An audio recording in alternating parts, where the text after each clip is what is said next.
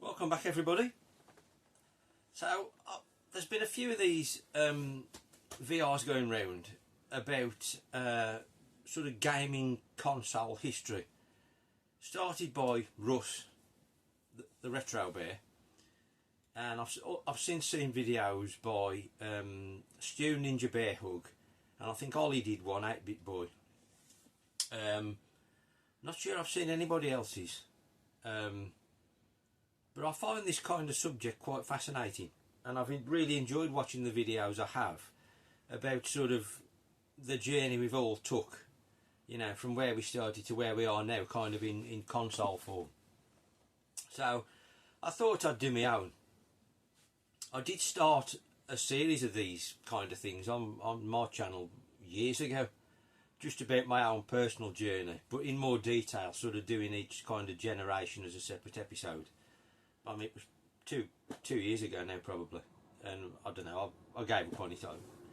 I did 2 or 3, and then, I don't know, I never went back to it. But anyway, this is a more concise sort of, hopefully, from beginning to now, all in one kind of fast-paced episode.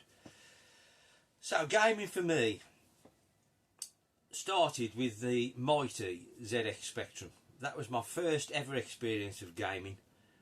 I can remember, I wouldn't be very old, I can remember my dad showing me a newspaper advert of what my parents were going to get me for Christmas, and it was an advert for a Texas TI-99, and I was, you know, I was all over this ad. I kept reading it, the same thing over and over again, because I was excited to get it. You know, and I was really looking forward to getting this TI-99. But then, for whatever reason, I've no idea, I ended up with a Spectrum instead. I've no idea if, you know, it could have been a cost thing. I don't know how much a TI-99 was compared to a Spectrum. I know a Spectrum was like much cheaper than a Commodore, for instance, so maybe it was a lot cheaper than a TI-99. I've no idea. But for whatever reason, I ended up with a Spectrum, and I mean, what an amazing choice, the Spectrum. It was brilliant in its day, and I still love it today for the nostalgia, as anybody who experienced whatever you had, you know, would feel the same, whether it was a 64 or if you're unlucky enough to own an Amstrad, you know, you probably still think an Amstrad is quite good today. But let's be honest, the Spectrum was the best 8-bit computer. So that's where it started for me. Loads of awesome games, you know, and like I say, I've never experienced gaming of any kind before.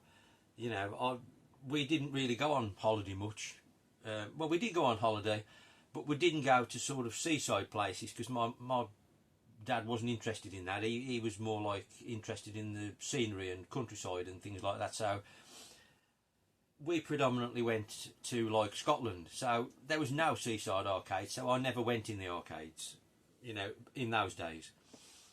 So the Spectrum was where it was all at for me, and I had that for a few years. You know, it felt like a lifetime at the time, but obviously it wasn't. But then as time went on, I then got myself, well, I say got myself, I think I sold my Spectrum, because there was a buzz at school. A few kids had got the Master System and I wanted one. So I was quite lucky in the sense that I had a decent paid part-time job when I was at school from about 13. You know, it paid way better than paper rounds. So in that sense I was quite fortunate. I had probably more money than a lot of kids my age. I seem to remember I used to earn £1 an hour. £1 an hour.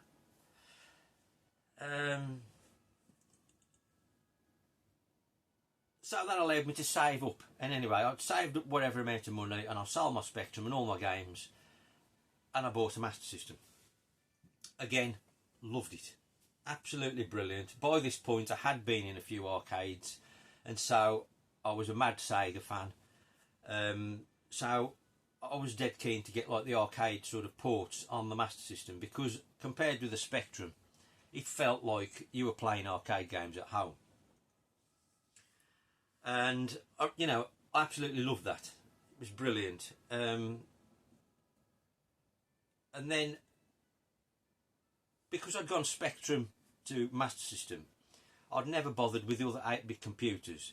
But then at some points in history, I sort of lent my Master System my mate at school for the weekend, and I borrowed his Commodore 64. And I can remember going to buy, because he hadn't got it. I went to buy, because I was mad on golf games. I went to buy a budget version of World Class Leaderboard from, you know, like your paper shop or wherever, to play on this Commodore 64 that I'd got for the weekend, and I loved it. So then obviously swapped back, and like I said, I'd got this nice job back in the day, and I eventually saved up and bought a Commodore 64 as well as my Master System.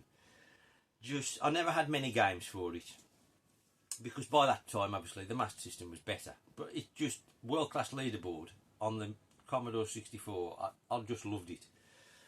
And I enjoyed that for a short time alongside my Master System. I never had the Amstrad back in the day. I only delved into that in much later years. And then when I got the Master System, I never knew anybody with a Nintendo. I never had one myself at the time, you know, when they were current. And I got no interest in it whatsoever. The Master System was all I was interested in. Then I think a couple of years later, probably, I think I used Christmas or birthday money or something combined with what I'd saved. And I ended up buying a Nintendo, an NES. I can remember going down Comet and buying it. And it was the Mario Brothers pack. And that was my first ever experience of Mario Brothers. And I've got to say, I did really enjoy it. And so then, this was at the same time as I'd got the Master System, I believe. I may have sold the Commodore, I think, by this, because I didn't have that too long. And I bought this NES. And I seem to remember my brother had one at the same time. Or whether he got one before and I'd played on his and that made me buy one, I can't quite remember. But I never had many games for it. I had Mario 1 and 3. Tried 2, thought it was terrible. Had a few others. I remember Super Off-Road, fantastic. RC Pro-Am, Rad Racer, awesome games. But again, I didn't have that too long. And around the same time, I remember getting an Amiga. And I seem to remember primarily buying that for Lemmings, because it seemed so different and like revolutionary is quite the right word, but it was really different, and I really wanted to play it. And you need the mouse, don't you? And at the time, it was only on the Amiga, so I bought the Amiga. And again, it was a bit like the Commodore 64. I didn't have it long, but I really loved the time I had with it, and I bought, you know, a few games. I never had loads. I primarily bought the budget ones, but I did have some full price. In particular, I loved Lotus and still do. It's a phenomenal game. And obviously the Dizzy games were brilliant on the Amiga. You know, I'd add those on the Amiga because I'd loved them on the Spectre. But like I say, I didn't have the Amiga too long in the grand scheme of things. I don't know, maybe 12, 18 months. And at that point, I got a Mega Drive. And that was like nothing else. You know, it seemed so much better than anything else that I'd ever had. It was incredible. And I still stand by, to this day, the Mega Drive is one of the greatest consoles ever made. And that kicked me onto another level, I would say, really, because that's when I started getting into imports and realising that these games, for like Sega and Nintendo consoles, came out much earlier in Japan than we ever got them here. you know, and they'd get you starting to look in magazines at mail order companies who'd be listing games, and you used to think, well, they're not even out, but they are. They just weren't released here till 12, 18 months after the people in Japan had got them. And that was mind-blowing to me, and I never looked back after that. Absolutely loved it. Like I say, I went big into the Mega Drive, and I had, because I had this job, like I say, it allowed me to buy quite a few games. Not regularly, but you know, I didn't sort of sell them to buy another one. I'd just save up and buy another one, you know, so my collection grew. And this is like the early 90s at this point. And this was about the time I'd got the Mega Drive. This is about the time when I opened my own shop. And so the floodgates really opened then, because, you know, you're like a kid in a sweet shop. You know, the whole world is open to you of what you can sort of experience then. And like I say, my import sort of bug got bigger and bigger, and you know, I'd stock a load of imports in the shop. But then obviously, you know, the more that you're sitting there every day looking at it, the more you can play, and it kind of gets out of hand. And you know, at this point I suppose I was a bit spoilt. You know, I'd got the Mega Drive, but then, you know, I was also into the PC Engine, and then I was into the Neo Geo 80'S, and you know, it was all consuming. You know, it was the greatest time to be alive. I think we all feel that about our sort of teenage, sort of 20s type years. I think everybody will look back on that period as being the, you know, it's the best time ever to have been alive. I can remember my dad saying to me, you know, how he thought the 60s were the best times, you know, that wherever sort of available to anybody, you know, the 60s were amazing, and I'm sure they were. You know, I'd have loved to have been a youngster in the 60s. It must have been brilliant. But you know, regardless of that, to me the 80s and the 90s are just the best time ever. Like Clint said it in his recent films video I've just watched, and it's so true. You know, the 80s and 90s were magnificent. But like I say, at this point I was into everything. Mega Drive, PC Engine, Neo Geo, SNES. You know, I was very fortunate. I'd got access to all this stuff, and I was playing everything. Probably to the detriment of not playing lots of things to any great length, but I was playing everything that I fancied anyway. I'd never played stuff I didn't fancy, because I wasn't no interest in that. I've always kind of been the same. I've got a very narrow field of vision. I like what I like. Anything else I couldn't give a monkey's about. It's crap to me, but that's just me. You might think it's brilliant, but to me, in my narrow field of vision, I'm only interested in what I like. So yeah, then obviously, and again, this period in gaming to me is the greatest. Nothing will ever surpass this sort of mid-90s, where you'd got the Super Nintendo, the Mega Drive, the PC Engine, the Neo Geo. That period is unsurpassed to me, and it still looks and plays amazing today. But then obviously things start moving forwards to sort of CD-based systems.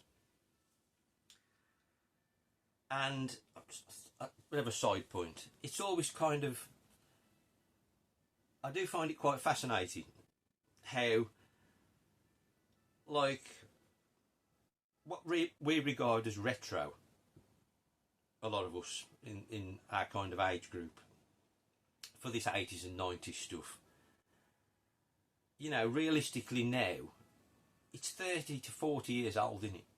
Which is quite old. Thinking back to when I had my shop, like in the 90s, I never would have I never sort of thought for a minute of stocking like Spectrum, Commodore, you know, 8-bit micro stuff. It never even entered my head to stock that in the 90s. You know, when they were still making games in the early 90s for them. And, you know, even in its earliest form, it was only 10 years old. But to me, in the 90s, that felt absolutely ancient. Like, absolutely no interest in that old stuff. It felt so antiquated. And I'd completely forgotten about the sort of relevance of it in my mind, even though it was only 10 years ago. But you put yourself in your shoes today, and 10 years ago, you know, you're probably only talking about 2014, the end of the PS3 360 life cycle is the same age as the Spectrum was back then to me in the 90s. I find that incredible that, like, I think of the PS3 and 360 now as absolutely modern, and I've got no interest in it. Where that same time period in the 90s, as much as I loved it, it felt so antiquated and out of date. Just a little side point. But anyway, yeah, the CD-based system started coming around in sort of the mid-90s. And I then moved on to, like, you know, get a Mega CD, which is probably the most disappointing console I've ever had, I would say. And that, it was a dire console. So expensive, so unsupported, so few games ever came out for it. And even when they did, it was way too late.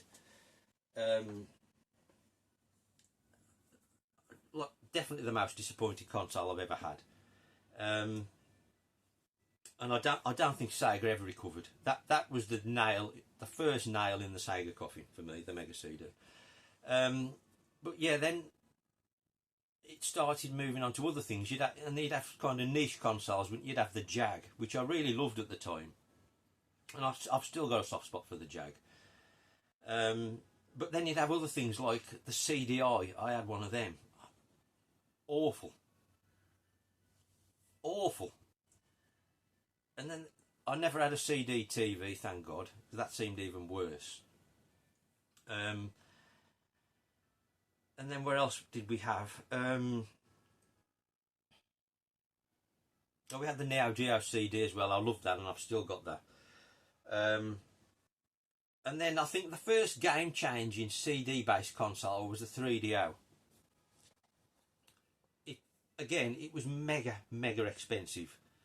Due to the fact that 3DO company didn't make their own consoles, and they had to license it out to other people who then had to make their own money, whereas a normal console manufacturer would probably sell at cost to get the user base. That wasn't possible with the 3DO. Made the price really expensive, too prohibitive for most, and it was doomed to failure, wasn't it, really, in hindsight? Yet at the time it felt incredible. It felt so revolutionary, you know, games going 3D. It felt, you know, much like you had the Mega CD and it was all FMV based stuff, which for a very short period of time seemed like the future. God knows why. I mean, it's dreadful. They're not even games, are they, really? They're interactive films or cartoons. But the 3DO kind of expanded on that, and you started to get proper 3D style games. And Road Rash, Need for Speed, incredible, still amazing to this day.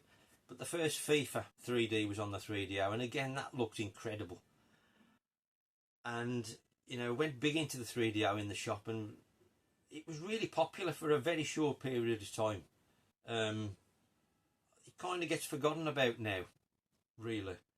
But it just felt so amazing at the time.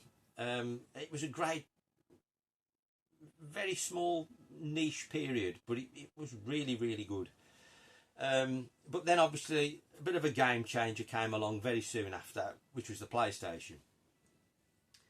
And that kind of turned gaming from being like a nerdy sort of subculture, which I kind of miss, really, into being mainstream sort of hobby that cool kids might want to get involved in. I think there's pluses and minuses to that, but that's a separate subject. But I was big into the PlayStation, and then obviously the Saturn as well, because I was a Sega kid. So I had both, and I loved both. Had many games on them, on both consoles, loved them. And then obviously I had the N64 as well at the same time. It never felt as good to me. There were some amazing games on it, and I've got a lot of fond memories for some N64 stuff, but the vast majority are not great in my opinion. But there are kind of, I don't know, 20 games you think they are really, really good. And I'd never sell my N64 because some of those games are so good. Then, of course, things moved on, and we're on to the next generation then, which is like the PS2. You've got Xbox, haven't you? Then you've kind of got the Dreamcast in between, really. The Dreamcast sort of came in between the PS1 and 2 in my eye. And that was the period then that I never thought would happen, because you finally got the arcade games at home. I know I'd had it before, I know, with the Neo Geo, but that kind of felt different in a way. The Dreamcast, because I love my races so much, the Dreamcast felt like you could finally play like proper Sega arcade races at home, and they were exactly the same. And that was kind of nirvana to me. That was, it couldn't be bettered. That was, perfection had been reached. You know, we were in Shangri-La. Like I say, it was like, we've made it. This is what we all dreamed of in the 80s, and we never thought was ever possible. We've got it in this little white box. And it was sensational. I absolutely loved the Dreamcast right from word go. I've still got my original one. It's phenomenal. But like I say, the nail was in Sega's coffin with the Omega CD, and it was doomed to failure before it was even released, unfortunately.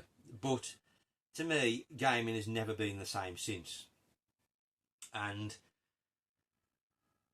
I've never felt the same about gaming since, to be honest. But anyway, this is like 99, 2000, isn't it? And this coincidentally coincided with my shop closing in 2000. And at this point, I mean, I was still banging to gaming. I loved it. But I'd also developed a love for films as well. And I was kind of, my film passion was growing, and my gaming passion was kind of tailing off a bit with kind of the death of the Dreamcast. And so, where obviously gaming was predominant, and you, in a certain way, you can be careful what you wish for, if you like, because being surrounded by it all day, every day, it kind of, it does anaesthetise yourself to it a bit, and dare I say, you get a bit bored of it. And I ended up selling most of my own stuff over the years through my shop, because you'd think, I don't know, you kind of lost a bit of interest, if you like. And looking back now, I wished I'd kept a lot of it, but I didn't, and you know, it is what it is. The oldest stuff I've got now, I've got some of my original Super Nintendo, and I've got some original Saturn and Dreamcast, and then going forwards, but anything older than that got sold off in the shop, you know, and it dwindled away, like. So like I say, once it closed, and the Dreamcast kind of died, I don't know, my interest kind of started to wane a bit. I'd still got, like I say, I'd got the Dreamcast, and I had the PS2 on import before I closed the shop. I had the GameCube again on import, and I'd got those sort of early 2000s, like I say, but it was waning a bit. but I was still playing. And I was going back to, I like golf games. I was banging to Tiger Woods on the GameCube. I forget which one it was. It might have been 03, I think. Absolutely loved that game. It was so good. And I was still buying imports for the PS2, and I was enjoying some of them. But then life kind of got in the way a bit, as combined with my sort of waning interest a bit, and the rise of my filming interest, which had kind of took over by this point, and I was mad into like DVD, laserdiscs, VHS even, collecting, and I'd got a wall full of it.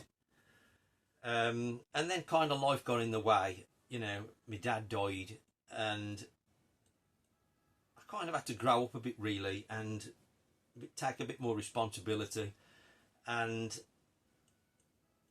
gaming fell by the wayside really. Never totally, but it was much less important than it ever was. And then, as life took over, as it does, I then met a girl who went on to become my wife. And like I say, just life took over, as it does for all of us, I'm sure. And I maintained a slight interest, and I always kept up with modern consoles. I had the next generation when that came out. I had the Wii and the PS3 and the 360. I had them all at launch, and I dabbled a bit, but it kind of helped switch me off even more to a certain extent. The PS3 and the 360. The 360 in particular at the time, I got nothing came out for it that I was interested in, and it just sat there under the TV, and I rarely ever used it. The PS3 I used a little bit more, and I remember downloading a few games, which I did quite enjoy, especially when they launched Daytona on it. That was magnificent. I mean, that really was the thing I played most on it. Of the three, I used the Wii more, to be honest. Because they felt more like old-fashioned, traditional games. I'd hated, as sort of the 2000s went on, from that PS2 to 3 era, games seemed to get more realistic and gritty, and lost their kind of bright escapism worlds that games used to be. And I just got no interest in that dark, gritty, realistic style game, and I still haven't. I just can't stand it. If I want gritty, I've said this before. If I want gritty realism, I'll step outside the front door. I want my games to take me to a place that don't exist. I just want escapism. I want bright, colourful environments, and the Wii seemed to give me that more than the PS3 and 360. So any gaming I had at that point was predominantly on the Wii, I would say, and particularly the Virtual Console, because that was really, really awesome on the Wii. And I think that kind of kick-started the retro a bit in me. Because of that Virtual Console, I started downloading some like classics, and that kind of got the retro, not that retro was a thing then particularly, but that kind of got that feeling for playing older games in my system. And I don't think, I've kind of never looked back from that in a way, even though it was sort of growing in like the mid-noughties when the Wii was around. Towards the end of the noughties, I started then buying older games, like when Game Station was around, and they'd have Mega Drive games bog off, and they'd be like £1 or £2 each, and you'd buy one get one free. And then I started buying old Mega Drive games then, and it's snowballed ever since then really. And then when the next generation of consoles come out, then obviously the PS4 and the Xbox, whatever it's chuffing called, don't get me on Xbox names, they are, what are they thinking? And I didn't have either of them at launch. The the Xbox or the PS4, I'd got no interest. Because at this point, like I say, I've got no interest in modern games. And I'd see, obviously, any new consoles that get launched, there's generally not many games available at launch. And I'd looked at the launch titles and I was thinking, there's nothing I want to play there, so I don't need to buy one, do I? I did have a Wii U at launch, I can remember. Again, Nintendo, more traditional games, more in touch with my sort of psyche and what I'm interested in. So I did have a Wii U at launch, and I enjoyed the Wii U. It's a good console, you know. I'd stand by the Wii U. It's good, even though I've sold off 95% of my full set. The Wii U is a good console, and let's be honest, the Switch basically is a Wii U. It's very similar. But yeah, then I don't know what came out, but at some point I then had a PS4. And I can remember I had about 3 or 4 games for it at the time when I bought it. I remember buying it from Tesco's, I think it was. And I had Project Cars and I had a Street Fighter game. I forget which one it was. I might have had another one, but that it was Project Cars and Street Fighter I bought. And I love Project Cars, but I can remember putting Street Fighter in. It might have been 5, I don't know. But it was so bare bones. I thought, I couldn't believe it. I thought, this is not a game. How have they conned me into spending 50 quid, whatever it was, on this? And it's utter crap. And I hardly ever touched it. And, well, I don't think I ever put that Street Fighter disc back in the machine, to be honest. It was absolute garbage. And again, it just sat under the TV, and it wasn't getting used, and I ended up selling it. And, like I say, I was getting more and more back into retro, and buying more and more old stuff. And, you know, the collection had started growing by this point. And I thought to myself, I'm done with modern. I'm never going to buy it again. And that went on for quite a few years, really. You know, I kept adding to the sort of retro collection. And that kind of got a bit out of control, really. And I ended up accumulating stuff I hadn't got much interest in, just because it was, you know, I was just buying it because it was retro. And it's only these past 2 or 3 years since I've been on YouTube, and I've sort of been refining what I actually want, and sort of acquiring stuff. Well, I'm still acquiring stuff I haven't managed to yet, and what I didn't know about. And I've been using all that stuff I've bought over the years to, you know, sell that off to buy what I'm buying these past 2 years. And in that process, I ended up, obviously, if you've been around for a while, I ended up buying another PS4. Probably because I've heard so many people in their videos talk about the PS4 and how it's good for retro, and, you know, I had a Switch at launch, I should have said, as well. So that Nintendo, I've always progressed with Nintendo, and I will get the next, whatever it's called. But like I say, I did end up buying another PS4, and I do agree it is good for retro. There are some top retro styled games on the PS4. And I did go a bit crazy and buy a load of PS4 games, which in hindsight I bought some no interest in, and I've ended up selling them again. But I'm now happy with the collection I've got for the PS4. I don't see myself adding to it very much in the future, if I'm honest. I do prefer, I know people moan on about the performance of the Switch. I don't have a problem with it. I prefer the Switch, if I'm honest. I like the versatility of it. So I'd always prefer to buy a Switch game, me personally. But, you know, each their own. The PS4 is an awesome console. That then did send me down the road again in an Xbox One. And I've got a few, you know, 10, 20 games for the Xbox One. no interest in buying any more. I've got the ones I want. And I've got no interest. I've never bought a PS5 or whatever the latest Xbox is called. No interest in it. I don't honestly see myself buying one. Unless something like unbelievably amazing retro comes out for it, like Outrun 3 or something like that, I don't see myself buying one. And that kind of brings us full circle to today, really. You know, I'd much rather play anything retro. But modern consoles are great for playing retro games, and if that's all you've got, you know, you're not in a bad position. You haven't got to buy all this old stuff that might break and cost you a fortune. If you never experienced it back in the day, playing it on modern consoles makes a hell of a lot of sense, I think.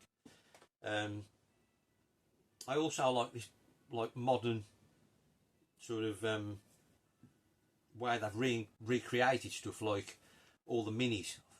They're a fantastic way of playing old stuff. Especially if you've, you know, like I say, not got the nostalgia for the old systems, but you want to play the games. The minis are brilliant. I've personally got into these, like the home computer minis. I had a C64 mini to start with the USB stick in the back, and you've got all the games there now loading. Fantastic. You know, I've since bought the Atari 400 one and the A500. They are awesome, fantastic bits of kit. You know, I might, now I've got that 500 mini, I'm considering selling my actual Amiga, to be honest, because I don't really need both. And also in the similar vein, you know, you've obviously got the Mega Drive, PS1, SNES, NES, PC Engine, all minis, fantastic. I think if I was in a position now where I hadn't got like old consoles, I'd just get the minis. I think they look nice on the shelf as well, all together, the same size kind of. It's the same with like the Egret and the Astro City and the Neo Geo minis. Fantastic, I love them. Love stuff like that. Even the Evercade, a lot of people hate the Evercade, but it's a great way of playing retro, and it's dirt cheap. You think of the cost of the games, no, they're not like 18 quid brand new. It's almost like a budget game back in the micro days. You know, and they ain't just got one game on them a lot of the time. They've got 5, 10, even 15 games on one cartridge for 18 quid. I appreciate if it's not for you, but it's great value for money. And then obviously, I've then got into arcade one-ups, and then again, a lot of people hate them. Fair enough, they're not for everybody. But again, for the money, I think they're brilliant. And it, you know, to think back in the 80s and 90s, there'd be a time where you could spend 300 quid and you could buy an arcade machine for your own home that was more or less a very similar experience, the same game as stuff you were playing in the arcades back then for 300 quid in your own house. Mind blowing.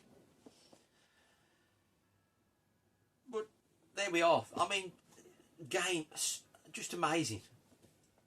You know, I love them now, probably more than ever, to be honest. And I think YouTube's got a lot to do with that. It's really got me sort of focused on what really interests me in games and the type of games I want to play. And it's really helped me refine the collection and get rid of all the sort of tat I've got no interest in, and just focus on the stuff that I really want to enjoy playing. And it's brilliant. And I still love my films. You know, I've still got all what I collected in the 90s. I did sell a lot of it when I moved, but I've kept sort of half of it, and I've still got all that. And I still maintain an interest in my films. But again, it's kind of reversed itself now, where the films took over. Now the games have took back over, and that's my predominant area of interest, and the films is kind of a sideline, really. It's gaming for life for me. I just love it, and I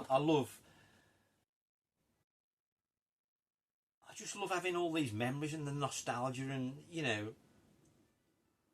I'm really grateful I've been in a position where I've been able to experience so much stuff and realise what I like and I don't like, and now just concentrate on playing and owning and experiencing in whatever way the games I love. And that's what it's all about, isn't it? Just playing the games you love. Magnificent. But if you fancy doing one of these videos, I really find them interesting, hearing people's stories of their kind of journey, history, nostalgia, whatever you want to call it.